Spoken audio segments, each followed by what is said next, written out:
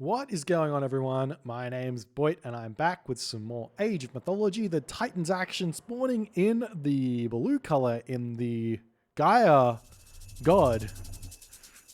As the god Gaia. Spawning in the blue color as the god Gaia. My nemesis, and also a fabulous human as well. His name is Kvoth. His opponent today in the red color playing as Hades. His name is Brickhead.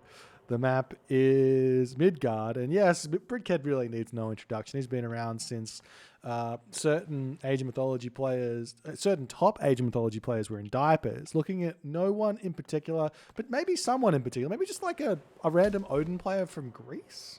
Anyways, neither here nor there. The map is Midgard. I love this map. I think this map is one of the...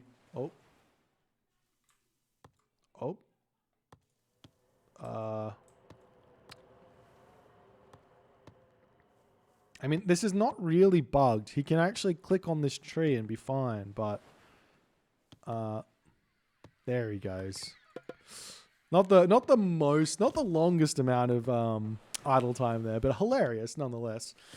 So I love Midgard. I love Anatolia. I think those are the two most unique maps in Age of Mythology in the competitive map pool. The reason being is that the strategy for those maps is so diverse and huge and deep that it's just really fun. It's really fun for me to play on it. It's really fun for me to watch other people play on it and see their interpretations of what they think is the best. And I think that there is no, especially on Midgard, I don't think that there's an established tier list. I think that like a lot of people think that Isis is just the best on Midgard. Isis is just the best, but I've not been seeing that recently. I've not been seeing that for years actually. That Isis just wins on Midgard. You've got gods like Odin, Thor, Loki, incredibly good on Midgard. You've got Zeus, Poseidon, incredibly good on Midgard. You've got Ra, really good on Midgard as well. You've even got Uranus, Kronos, and Gaia can be very good on Midgard. All of these gods can really shine on this map if they play the map in a certain way, in a strong way. So the only god I really mentioned there who's not great on Midgard is Hades. And in all honesty, Hades is pretty good on Midgard as well. Just saying, like, he's not bad. The reason why Hades is good is because he doesn't die. Not dying is a really big important part about Midgard, because if you don't die, you can keep playing. But for me, it's really up in the air, and I think that either the point I'm making is either it's incredibly balanced, or no one is playing it at a high enough level for the balance to matter, which is the coolest thing. That is the coolest thing that I reckon. It's just so, I just think that's really cool. So if I'm right about that is. I'm fairly sure that no one's playing this map at the highest level at this point. Just saying. There's just so much you can do. There's so much room for extra stuff to be done. As Doc being chucked up here for Brickhead. He's getting himself his third dock. He's getting his temple up. He's ready to advance to the next age. We've already got Oceanus coming through for Kvoth. And Kvoth actually chucking his temple down and his mana down on this town center. This is really smart. This is preemptively defending against early earthquakes. And putting all of these buildings right next to his town center means that there's a potential that if he gets enough buildings down and gets masons, for example, he's not going to lose his town center to an earthquake, which could be very helpful for him. But he's already got his second dock up. He should still be building fishing ships. He's actually only on 10 fishing ships here, which is, it's a slight mistake. I think you can get this economic guild down, get yourself speedy villages, and get the dock spam happening before your opponent even clicks up. And you just have to do it in a bit of a weird way, the vanilla gods just go 515 in advance. Gaia, you kind of more want to go 430 and keep pumping fishing ships, because the Gaia per scene is super cheap, and and you can keep building those fishing ships as you come out. So you get a little bit more of an advantage that way in terms of your resources. But you do have to be walking all around the map to get these extra docks up. So you are seeing now Kvoth building his Bareems, looking for some early damage. So Kvoth actually not going for a fish boom here. It's very, very off meta. So we'll see if it's going to work for him here in this game. Building himself his pickaxe. He's got his hand axe already. Pickaxe. Kvoth is a really big fan of spamming as many upgrades as he possibly can. Currently making himself a Murmillo here. This is a defensive Murmillo for any sort of early Minotaur harass or anything like that. But now we've got the Bareems coming in. We've also got...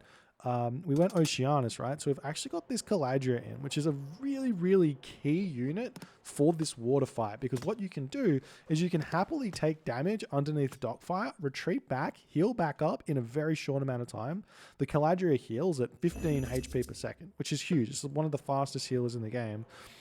And get your Bareems back up to full HP to go and do that same thing again on their docks. So it's really, really hard to lock the Gaia out of harass. And you also have the Servant here as well, which is 7.5 HP per second, half of the Caladria, but still can be used to heal up your units there. So the Caladria is going to be flying over here, going to be checking out what's happening. And what is happening in Brickhead's base is the real good question. Lots of villages on gold right now. Getting himself Bowsaw. That's so super smart there for Brickhead. This is something that I've been saying a little bit about the Greek gods. Similar to how the Egyptian gods get an incredibly strong shaft mine. It gives them 20% bonus gather rate with the shaft mine. The Greeks get, I think it's 20% bonus gather rate with Bowsaw. It's something ridiculously big. And getting it really early on water maps really allows you to either get your town centers super early, get yourself more trireme out super early. So this is going to be more of a classical age style here from Brickhead to try and deal with the Gaia here. As we do see the Carnivora getting dropped down on this location here, and Kvoth trying to push through here and see what he can do as the fishing ships getting taken out over here. On this location here, the Bareems doing their darkness. They don't actually need to retreat here. There's a straight trireme that he can easily take out. More trireme coming out for Brickhead, though, as a couple of these Bareem getting pulled. Nice pull there from Brickhead, just as Kvoth decides to turn around. Brickhead is playing really, really good today. His micro is on point. Very tough to play. Very tough to play against. Very tough to beat. And I mean, we'll see where he's going to go from now. 10 Bareem on this side for Kvoth. Kvoth's still only with 10 fishing ships. If we check out his economic upgrades, he's got Bowsaw for himself here. Still hasn't started on Shaft Mine, but he's getting early Carpenters. Early Carpenters is going to skyrocket Kvoth's wood income. So we'll see how that's going to go, if he can get himself a second town center or what he really wants to do here. There's more Bareem are flying through. He does have 3 docks down now, so he's going to really be able to support that with his Carpenters. And now he's sitting at 110 of 115 population, as Brickhead is struggling mightily to hold against this impending pressure that Kvoth is putting onto him. And I don't know what to say here. Brickhead's doing everything he possibly can to survive. He's sitting underneath his docks, doing everything he should do. He's got the Hades docks here as well, so he's got the nice defensive position. But Kvoth has just got so many Bareems here that, like, where to now? And I think town center now would be a very, very smart move for Kvoth here, as he's also getting himself the shaft mine up. Is he getting the town center now? Yes, he is. He's going to be getting it up with 3 citizen as well. This is something that Kvoth does pretty regularly, I think. A lot of the Atlantean players only throw 1 citizen onto the settlement, but Kvoth going up with 3 citizen very regularly. He really values getting the town center up much, much faster in order to get a couple more citizen out, or like half a citizen out faster or something like this. And so he's going to be going for that one there and have a little bit more population to play with. Brickhead now also seemingly looking for a second town center as his villagers get pulled, jumping up onto this town center to see what he can do.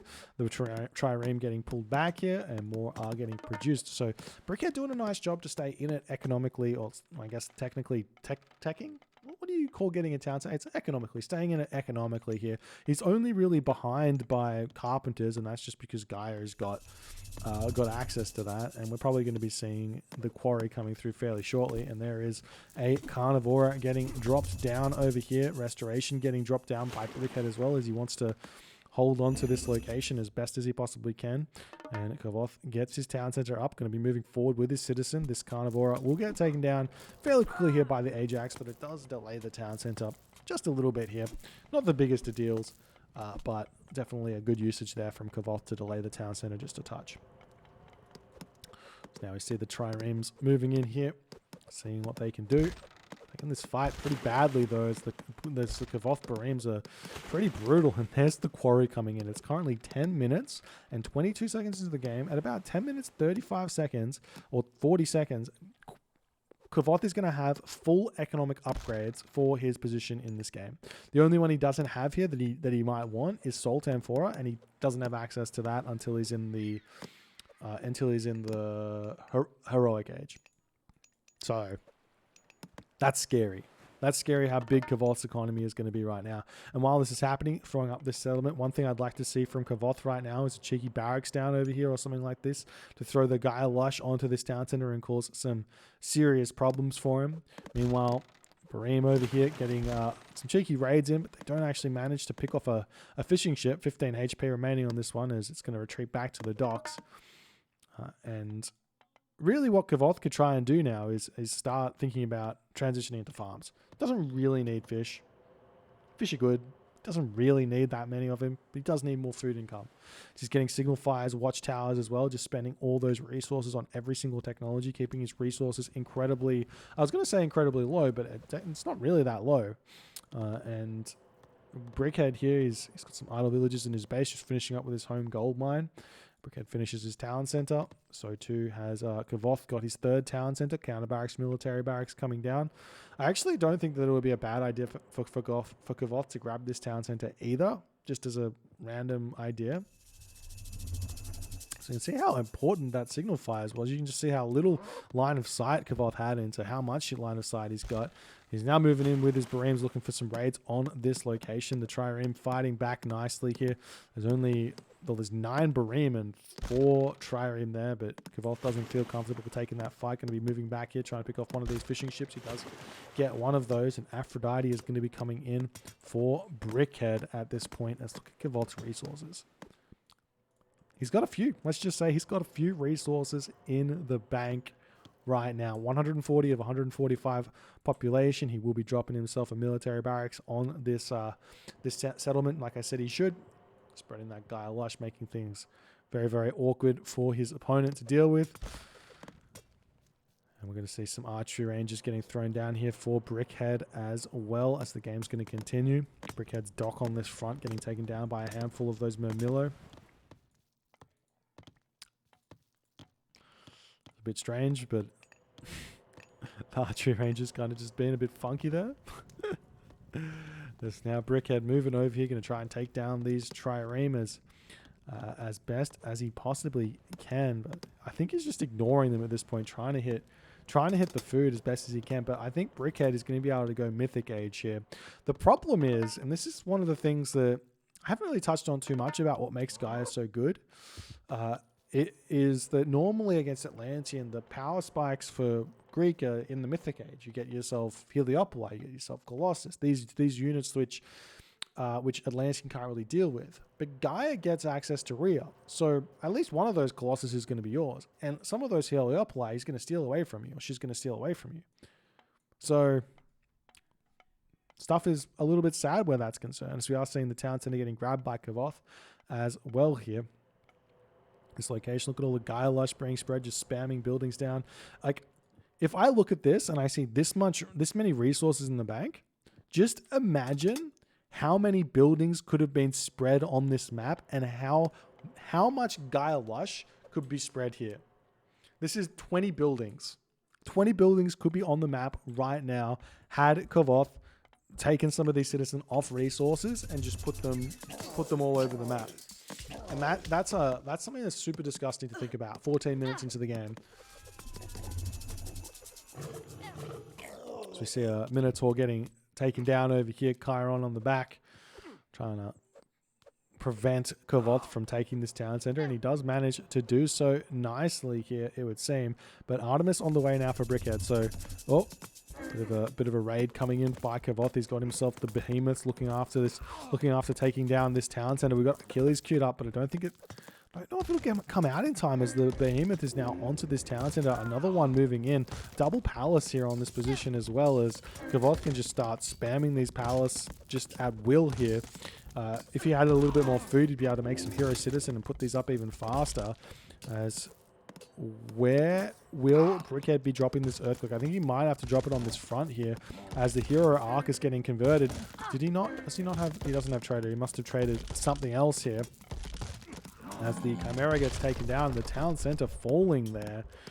Brickhead getting himself fortified town centers as fast as he can, dropping a fortress as well. But this is 145 population Gaia. We've got the Bareems on the prowl here as well, looking for something to take out. Does he have himself the airship cladding? No, he doesn't. But he's going to be deleting those Bareems. Doesn't need them anymore.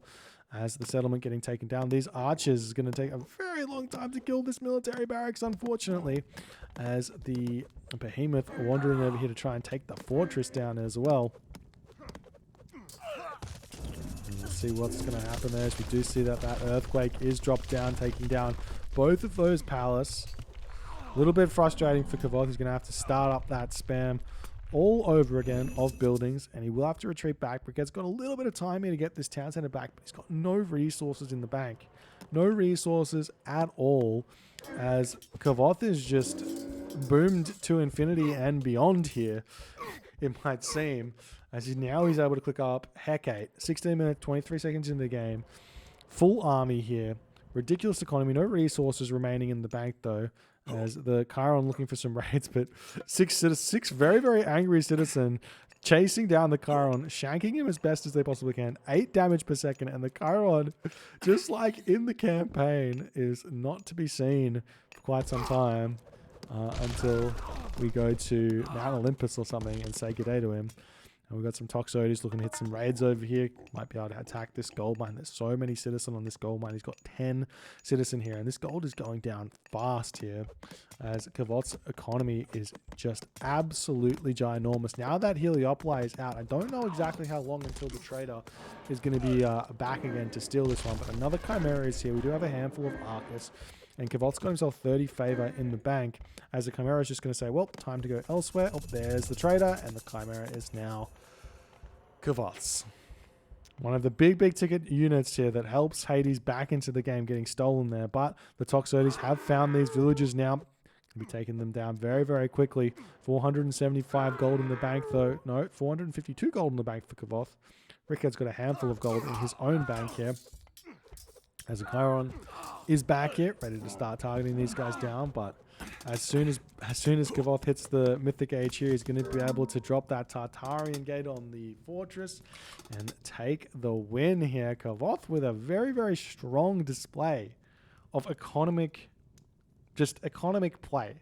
Like there's not really a whole lot to be said about this. Kvoth goes straight for those economic upgrades, and he is so far ahead on economy. It is not funny. And it's not like the civilian units were like that much in favor of I mean, this was probably like 25 citizen, 11 fishing ship.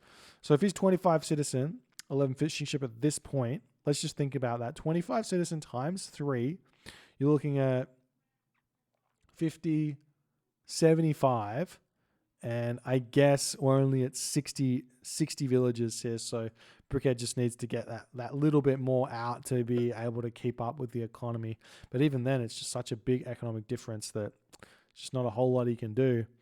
He tried to make it work, but I think maybe staying one town center here is the best bet. Stay one town center, try and get Mythic Age, earthquake the home base, and prevent any sort of craziness from happening in the first place seems to be the best shot. If your opponent's spending all their resources on economic upgrades, it means it's not going to be able to advance to the next stage. If you actually take a quick look at when the heroic age came in for Kvoth, I feel like Brickhead probably could have had a 11-minute, 12-minute Mythic Age here to cast Earthquake on the hometown center and kind of have a good game here. But didn't go for it, and Kvoth gets the dub. If you guys enjoyed this game, please consider hitting the follow on the Twitch. If you're on the YouTube, hit that subscribe button, and I'll see you guys in the next game.